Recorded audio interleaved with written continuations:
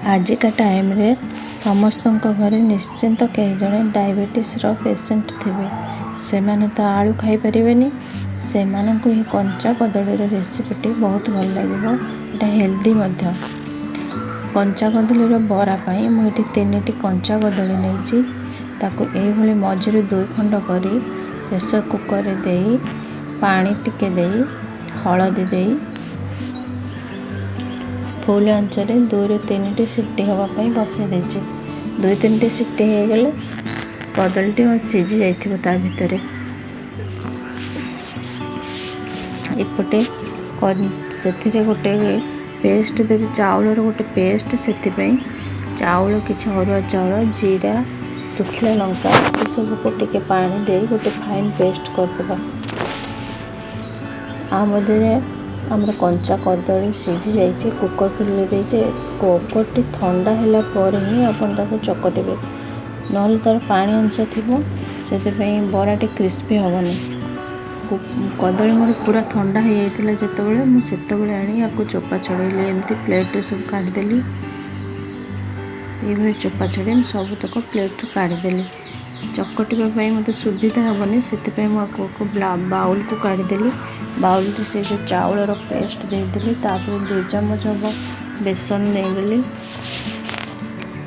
एबे सेतिरे कटा पियाज, गोटे बड़ कटा पियाज, धनिया पत्र, किछि कटा कंचा लंका, गोटा जीरा टिके, धनिया गुंड, जीरा गुंड, लंका गुंड, हळदी गुंड, लूण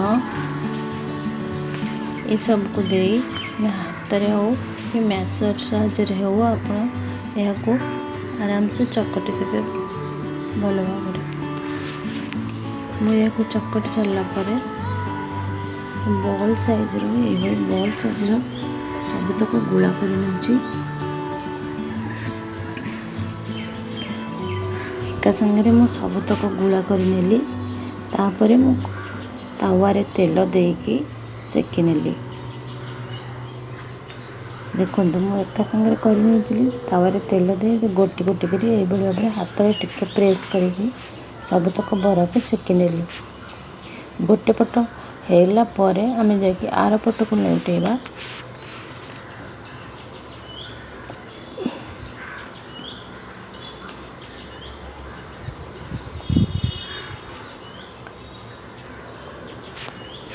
से आउ टिके चामच साहाଯ୍य मु तेल दे देली। तेल दे सारा पर गोटे पट हो जाता मुझे नेउटे देली।